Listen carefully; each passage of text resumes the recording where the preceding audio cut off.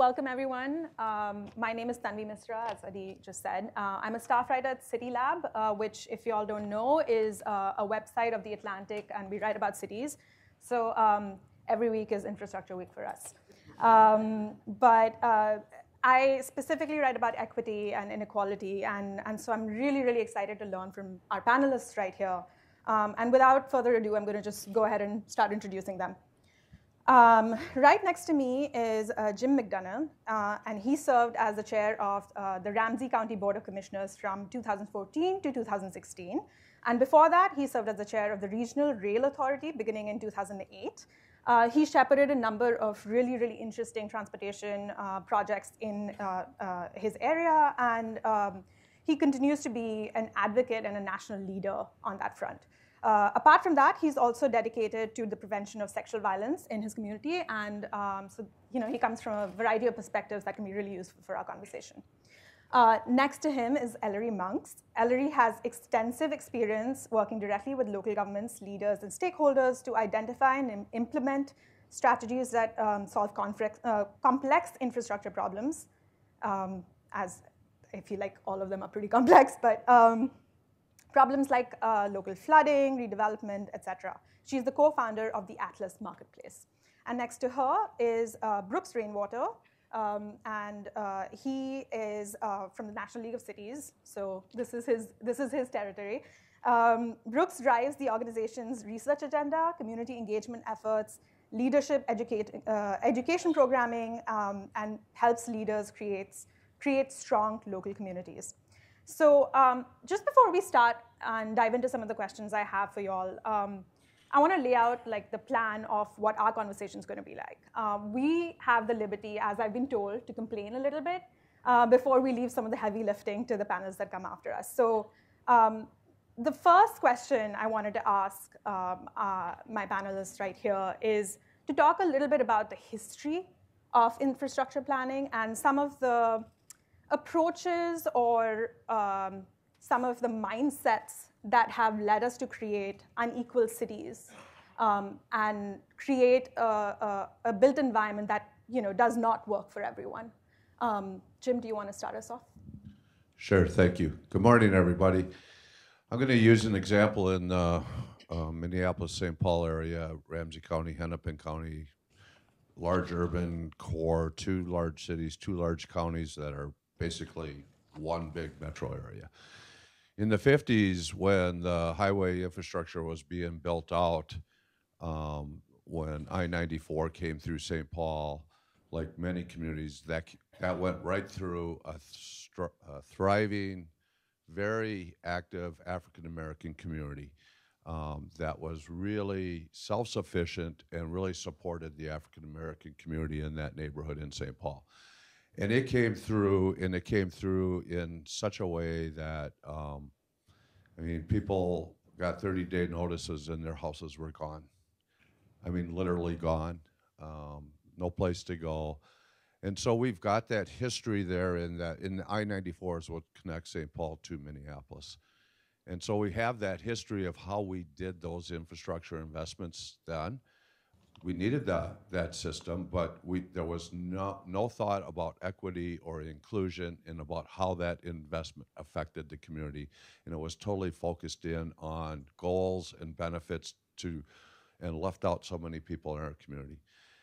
Fast forward here to early 2000s, we're starting conversations, or we've had conversations about building a light rail line. At the time we called it the Central Corridor. It's now known as the Green Line. We actually built it, connecting downtown St. Paul through the University of Minnesota campus into Minneapolis. It was going through that same community that had moved, for the most part, from that disruption in 1955. And those were open wounds. They hadn't even begun to heal over from the impact that investment of that freeway had in that community. And the distrust and fear about what a light rail investment was going to do to the community 30 years later, 40 years later, was real, and they truly could not see that the community was making this investment with them in mind and how this included them, how it provided opportunities. So we had a lot of work to do in that community, and one of the things early on that really sent a bad message to that community, we started our full funding grant agreement process with the FTA during the President Bush's administration. At that time, the cost effectiveness indicator, which is one of 6 rankings for a full funding grant agreement, that administration decided to make that a pass-fail. It wasn't just a part of the ranking. So you had to pass a certain benchmark to be able to qualify full funding grant agreement, which really tied local hands about making decisions about the project budget and how to do that. And so at the time, because of ridership and cost and travel time, parts of that line in more prosperous communities were getting stations a half mile apart. In this community that had already seen that disruption, we're planning to get stations a mile apart. And that really just was continuing to send this message that this investment was not for this community.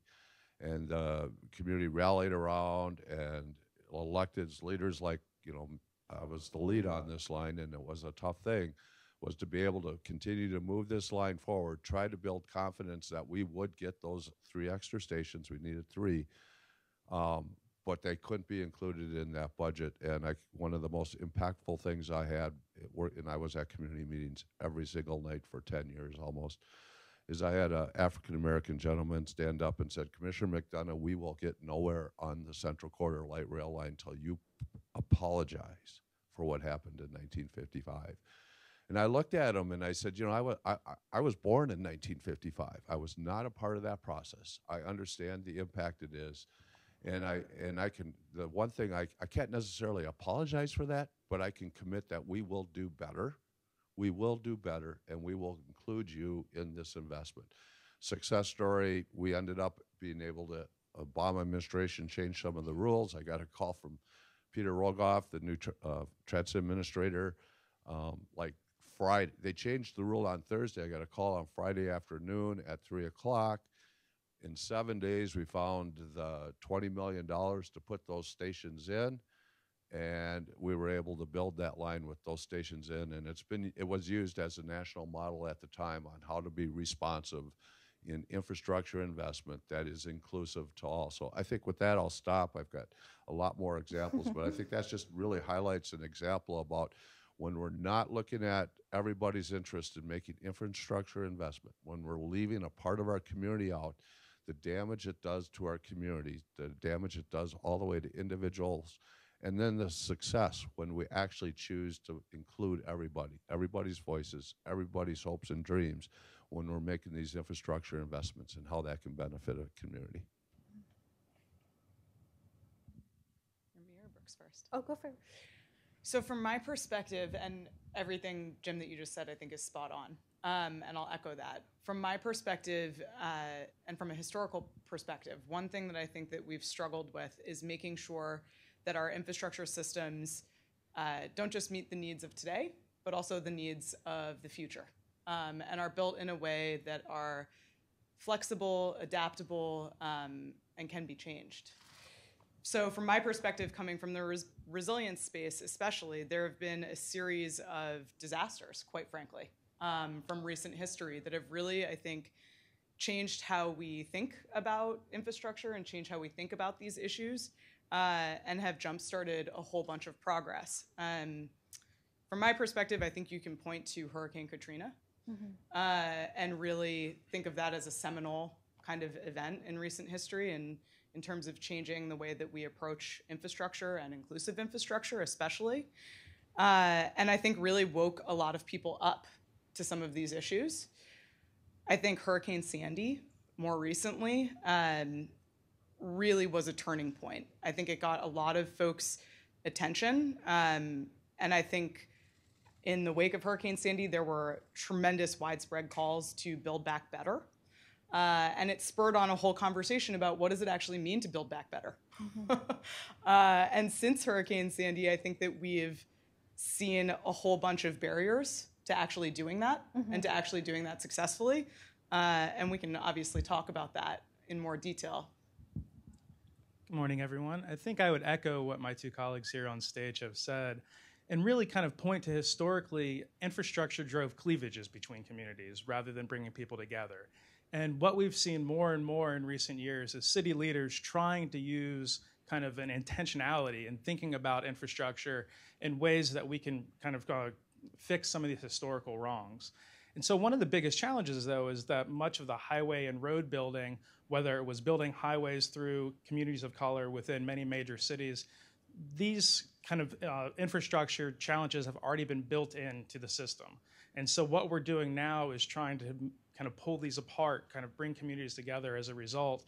And another big challenge that we have is more and more people have moved back to cities. It's pushed people out of cities.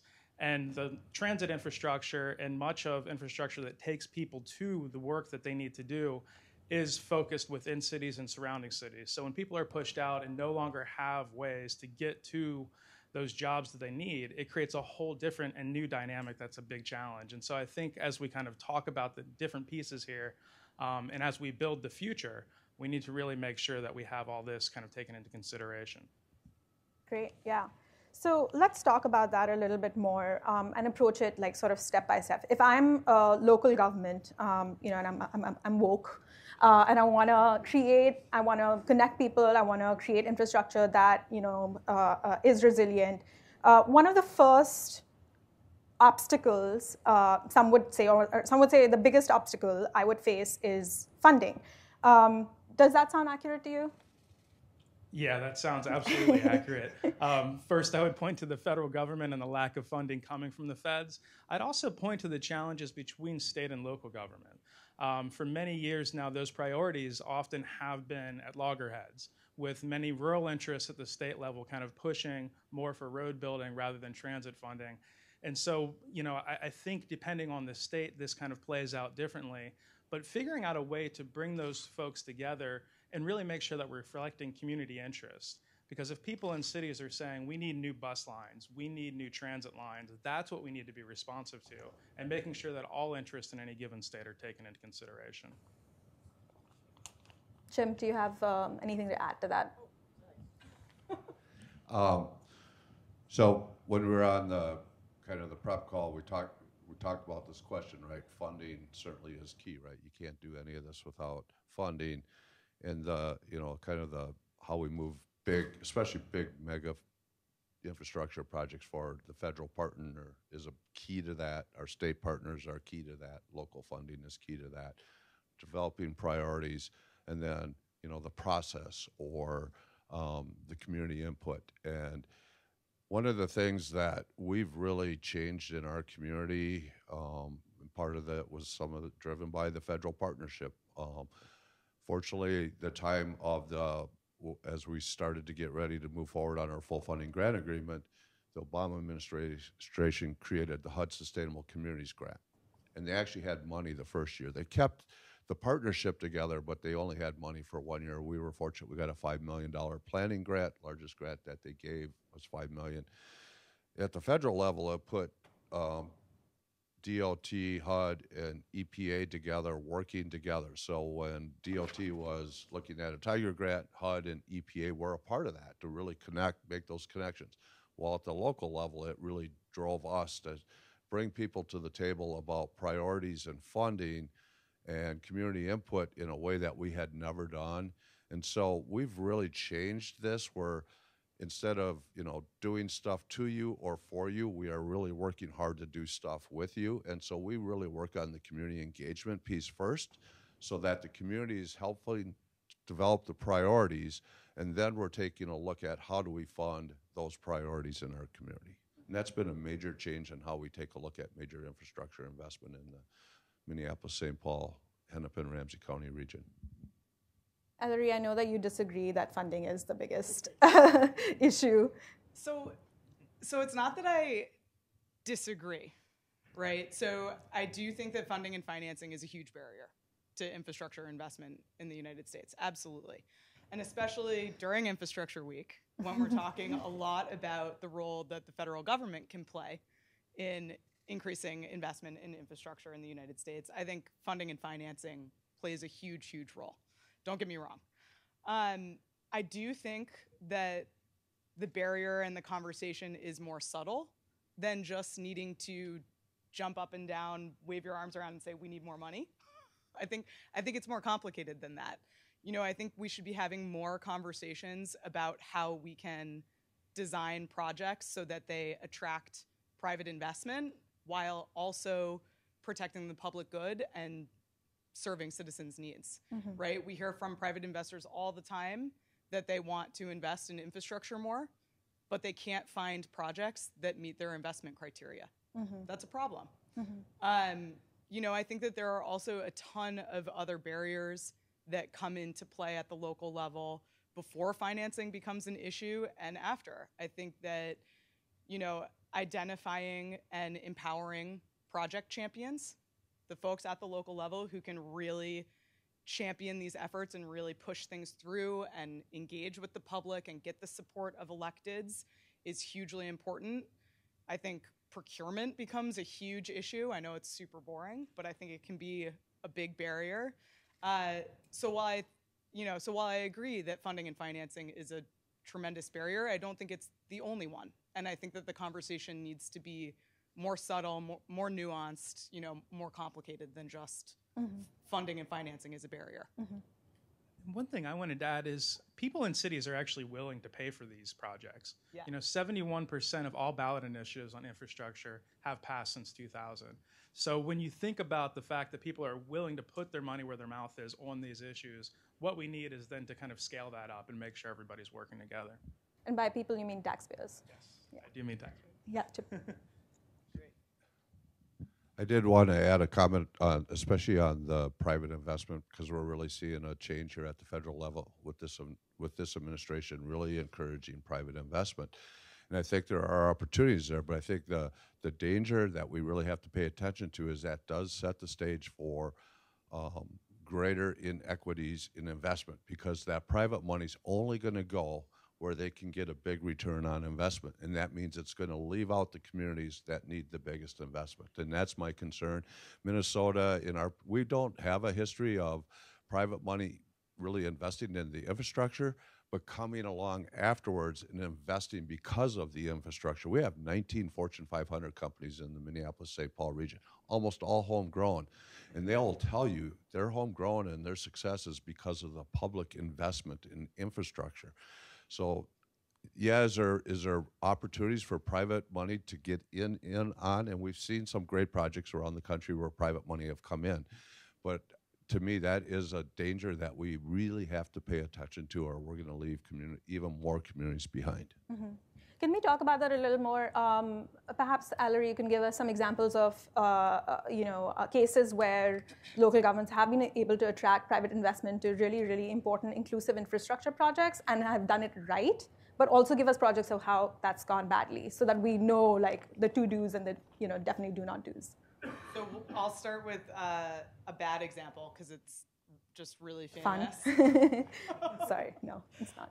So there's and Brooks, you may know more about this than me, but there's a pretty scary example out of Chicago with parking meters, which, yeah, I hear some chuckling. And it was a public-private partnership that essentially completely undervalued the city's assets, and they're still dealing with that. There was a mismatch in the payments, in the value. It was poorly executed, and as a result, taxpayers are paying. It has not been a success story. I think there are some examples where this is being done well, where especially, again, from the sphere that I come from, especially in the resilience space, where there have been efforts to match revenue-generating components of a project with non-revenue generating components of a project.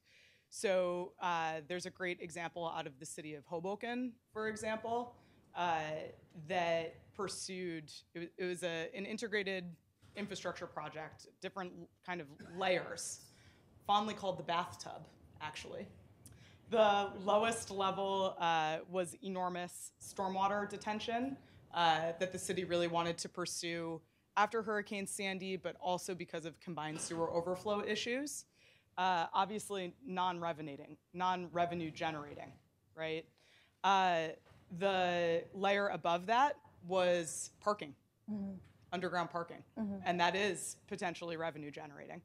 And then the very top of the design was held open for green space, for green infrastructure, a park, all of that kind of good stuff. Great community amenities. City of Hoboken's only 1 square mile, so any kind of open space, recreational space that you can provide is fantastic. So that's an example where you can kind of match together a revenue generating component with a non-revenue generating component to get more stuff done, to solve more citizen problems, and to provide greater benefit. So in my mind, that's a great success story. Brooks, do you have? Yeah. I mean, I would just add that what I think is that public-private partnerships can bring a lot of values to communities nationwide, but we shouldn't lose fact that the idea that infrastructure is a public good, first and foremost. And when we think about certain types of infrastructure projects, whether that's new light rail systems, whether that's underground subway, many of these aren't going to pencil out. But the value they bring to our communities, the value they bring in getting cars off the streets should be what we're thinking about first and foremost. And frankly, large-scale infrastructure projects all the way down to small scale make our country more competitive. So the more we're investing in these, the more that we're going to see returns as a nation. And so I think that oftentimes we think about these as kind of individual projects when we don't think about how they scale up both at the state and national level. And the more that we can do that, the more that our country will be able to compete better. Great. So I want to talk a little bit more about, so you have your funding, you have all of this money, and now sort of the decision-making process leads you to having to prioritize, right? There's a bunch of projects on the table, and you have to decide which one you're actually going to put your money on. What does that challenge look like in Jim, for example? How did that pan out in Ramsey County? So most of our, whether it's a light rail line, a road project, a bridge project, broadband, those core infrastructure investments have a number of funding components, usually local, state, and hopefully some federal partnerships, right? And whenever you've got funders a part of it, they do have some influence on helping develop priorities, whether it's based on, at the federal level, rules on how their dollars can be used, can help shape a priority because it can include or leave out projects that might be a local priority.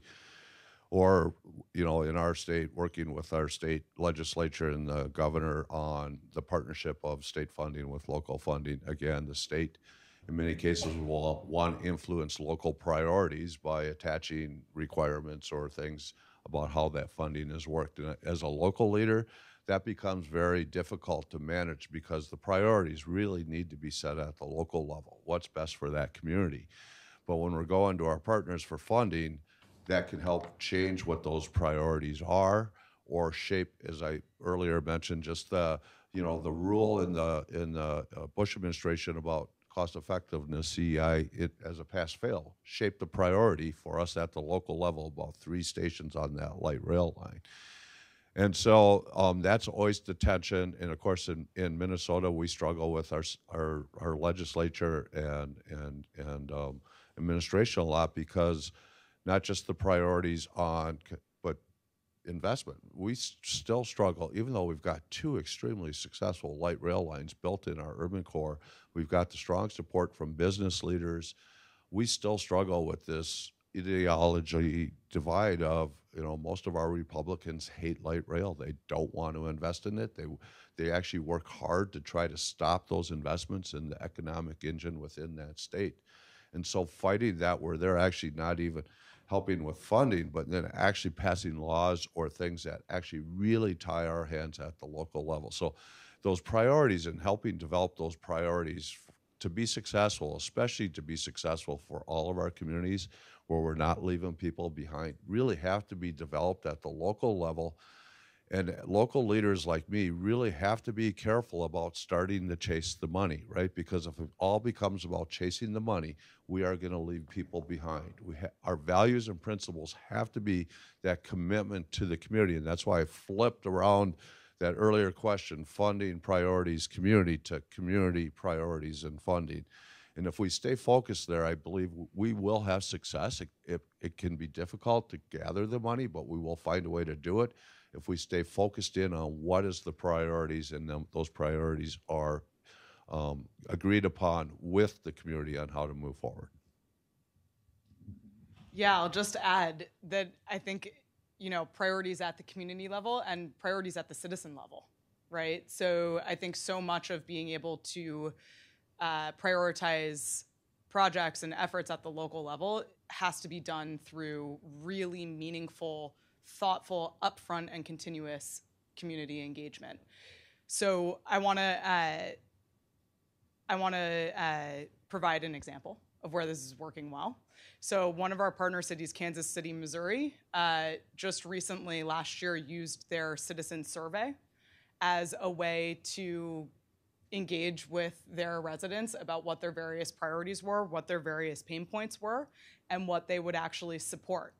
And they actually used that citizen survey data as a way to justify an $800 million municipal bond that was then used to fund infrastructure improvements.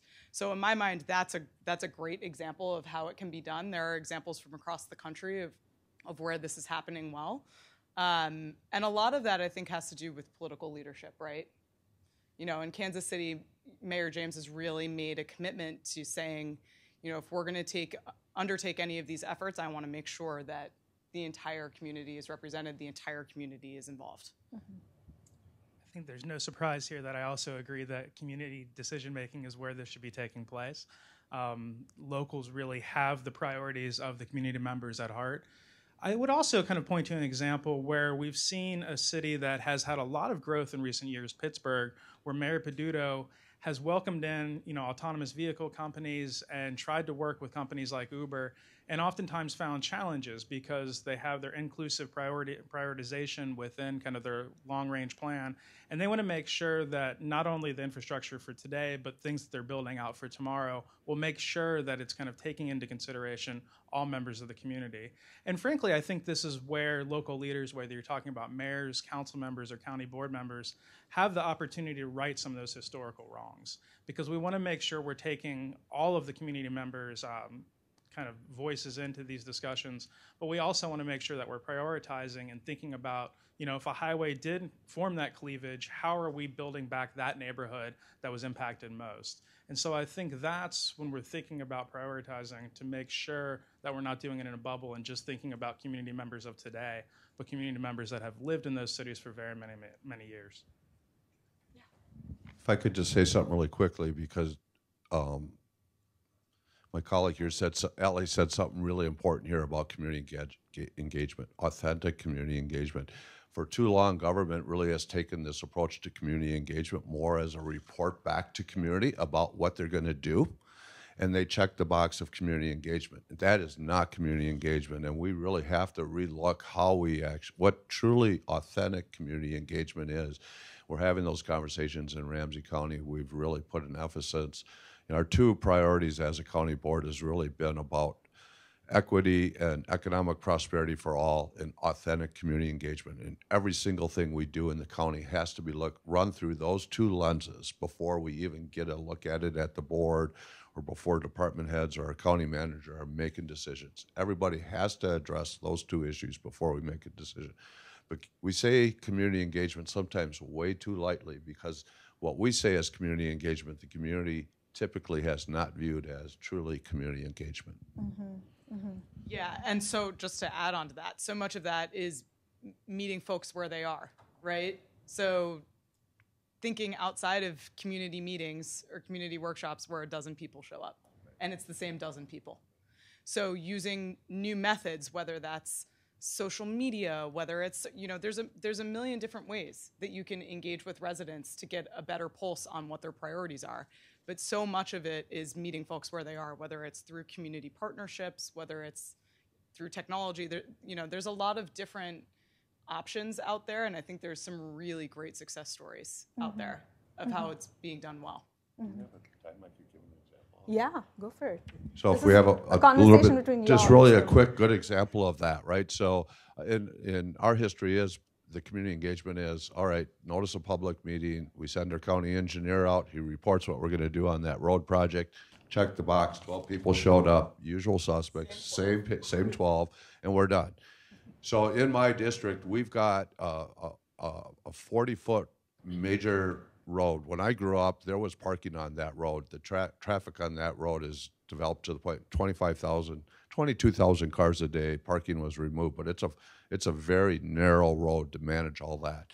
And we had a death. We've had a number of deaths actually, but we had one last summer. And so the community, when we had the meeting about the death to kind of bring people together, somebody at the community says, "What about a 4-3 conversion? Actually, putting in the center turn lane and only having 2 travel lanes. Big deal, especially on 22,000 cars a day. The federal government, all the engineers modeling would tell you after 15,000 cars a day, this really does not work. We had an opportunity, and I really pushed our folks that we could do a demonstration, that we would come in and actually not make it permanent, but we would actually lifetime test this. The community engagement, what we did on that is we brought interns in, and we knocked on every single business and residence door, not only just on that street, but 3 streets either way, and then the major arterials that fed in, especially those businesses. We actually do what we call pop-up meetings now, where we got a little van and we hand out popsicles and we go right in the community and we get them there with the popsicle, but we get input, right? We had over 2,200 comments about that test and investment in that community. And in the past, it would have been 12 usual suspects. One way to think about it that it kind of strikes me is I feel like there's also a need to reorient how you measure success. And for example, putting those stations in those communities where there is such high unemployment, and then connecting those people to jobs in the suburbs seems to be a very impactful way to plan infrastructure, and a very actionable way to measure success than, for example, prioritizing another community that already has resources to either drive to work or do you all have thoughts on that, or ways that cities or local governments are managing how they measure success? So I'll refer to 2 reports that were done or 2 pieces of work that were done in Minneapolis, St. Paul region, Ramsey-Hennepin County.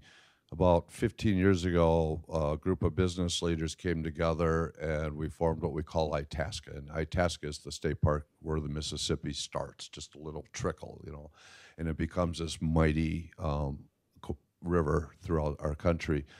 And it's a group of CEOs, C-level, the actual CEOs participate, foundations, nonprofits, and local government. And it's not an organization that actually gets things, implements things. It's an organization to really think about the future of our region and to help tee up things. And so a part of that was they took on the issue about light rail investment and what does it mean, because it was such a partisan and such a dividing issue. And they actually did a return on investment report to really try to come from a neutral place, try to come from a place where CEOs, major business folks are the traditional, we're Republicans in our community would listen to in a trusted voice. And they did a really thorough investment. And if you would Google Itasca return on investment, you could take a look at that. Another report that we did in our community was through our Center for Transportation Studies at the University of Minnesota. It was called the Transitway Impact Study. And I was a big part of that. And that study has actually been used nationally. I've gone to national conferences all over, and all of a sudden I'll see it on a table somewhere and I smile because I think there's some really good work. But those 2 reports, I think, really tried to get to what you were teeing up, right? So, we've heard this, drive till you qualify, right? This happens in St. Paul, right? People want to actually own a house or try to invest, but they can't get nothing. They're driving, someone mentioned 2-hour drive, I think, in the earlier, hour and a half out. Well, pretty soon it's to the point where, you can maybe qualify for that, 1,200 square foot house an hour and a half away from your job. But when you add in transportation costs, you no longer can really make that work, because now it becomes 50% of your income to do housing and transportation. And so those connections to jobs, and it's twofold. Part of the HUD Sustainable Communities Act, we did a corridors to opportunity, was to focus in on jobs in this corridor, especially for folks that have been struggling. We had major Wells Fargo, major corporations, and I don't want to just call it Wells Fargo, but I mean, most of these businesses were doing it, right? They're going to do a 300-person call center, entry-level jobs into a career path in a major corporation. They'd go to greenfields development out in the suburbs, and then they could not get 10 applicants for those 300 jobs, right? Because they're entry-level jobs. So then they're pounding on our transit operator to get bus service out there. Becomes 2 or 3 transfers to get out there. It's very difficult. And working with them to actually build that call center, right on a light rail stop, right? And they would have 400 or 500 people applying for those 300 jobs almost immediately. So it's a two-way street. It's about connecting people to the jobs, but then it's also helping our investments actually think about how do we leverage these infrastructure, public good infrastructures that will actually drive opportunity in communities with those jobs and bring those jobs to the community. Ellery? Yeah, so I'll add that, I think when you're thinking about infrastructure success, oftentimes it's something that didn't happen, right? When you're thinking about successes in infrastructure, you don't really want it to be a story. You don't really want people talking about it. I mean, we do because it's the work that we do. But you don't want your run-of-the-mill citizens really actively talking about and thinking about infrastructure. Mm-hmm. It's something that happens in the background that people often take for granted because it works. The lights turn on. You can cook your breakfast in the morning with the gas in your stove.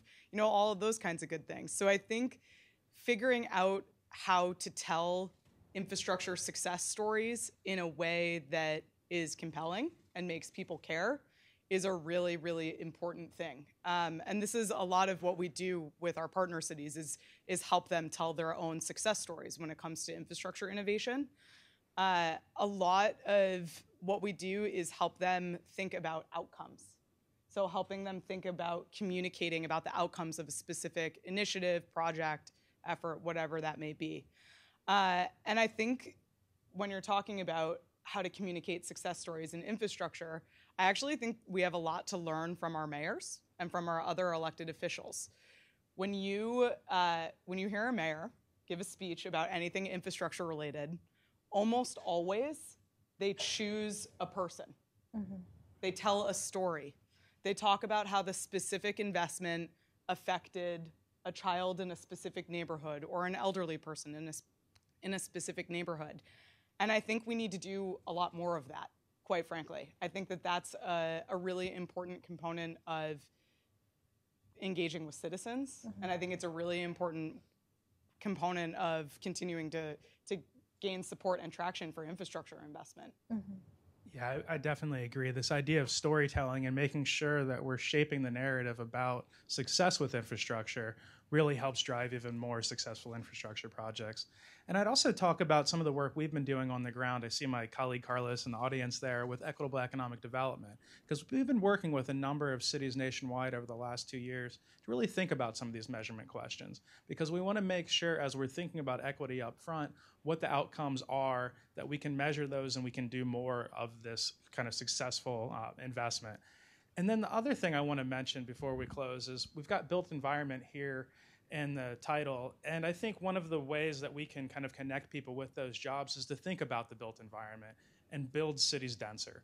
I mean, oftentimes this is a challenge in many of our communities, but denser development drives the ability for more people to live in those communities, and then we don't have to drive as far to qualify, because all of a sudden house prices are driven down and more people are able to be part of our communities. Thank you. I want to be respectful of, although I have a lot more questions that I want to ask. So if you all would join me in thanking our panelists for their wonderful perspectives and this really insightful conversation. We have about 5 minutes for questions. Sorry. So if there are any questions for our panelists, please raise your hand and someone will come to you with a mic. I think there's one right there. Yeah, I'm Ethan Goffman from Mobility Lab. And there is a flip side to thinking local, which is NIMBYism. So light rail project in Maryland, the country club and wealthy town delayed it for years and years, and it was pro and con organizations, but I don't believe they did the outreach to a lot of poor neighborhoods that would have been really helped by the light rail, which is being built now. But so I'm wondering if a wider local engagement like you're talking about would maybe actually be helpful for getting projects done and stopping NIMBYism, or or if there are other thoughts about NIMBYism that slows projects, helpful projects. So I could give you a real current example. The big line we're working on, light rail line we're working on in our region right now, is the Green Line extension, and it would go from downtown Minneapolis 12 miles out to Eden Prairie, a fairly large suburban community. And when they were doing the alignment and having the conversations, the best alignment was actually going to take it through one of the most wealthy parts of downtown Minneapolis called Kenilworth. And that's where a lot of very wealthy, influential people live. And actually, for the most part, they're kind of the wealthy Democrat supporters and influencers, right? Normally the folks that would be supporting these investments for all the reasons we've talked about. But when this investment was coming through their community, it was like, no, we don't want it. They've done lawsuits. They still continue to fight hard against it. And so I think it's a really good example of even folks that would support these investments in a region, when it gets close to home, it changes things dramatically. And we've had, it's been tough because they have influence with the governor, right? I mean, we got a Democratic governor right now. They have influence when the Democrats are in control of the legislature and those chairs of those committees to help fund. They have influence. But it's been an interesting conversation about NIMBYism and that influence of a very small influential group, that how it could affect, a major investment like what we're talking about. I mean, I think the one piece I would add is this is where local leadership can really kind of be the crux of the matter, whether it's a mayor or a county board member or council member, just getting out there and making the case for how these infrastructure projects help the whole community. And to really kind of dig in and tell that story, because frankly, it's a challenge. I mean, I think we all know that it's a challenge. But you have seen some pushback in states, I'd point to California with the YIMBY movement there, that people are making the case that no, we actually need to build projects, we need more housing, we need transportation for all. So I think it's difficult, but it can be done.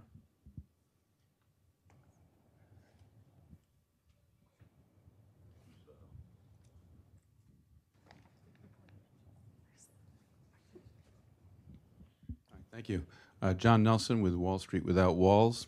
In terms of financing inclusive, resilient infrastructure, you might also look at how cities and counties can better leverage underutilized assets that they actually have in their own balance sheet, like vacant lots or all kinds of things like that. Also, look at local for funding, look at impact investment from foundations, pension funds, insurance companies that would buy those bonds if there was a guarantee or some other credit enhancement which the cities could help provide.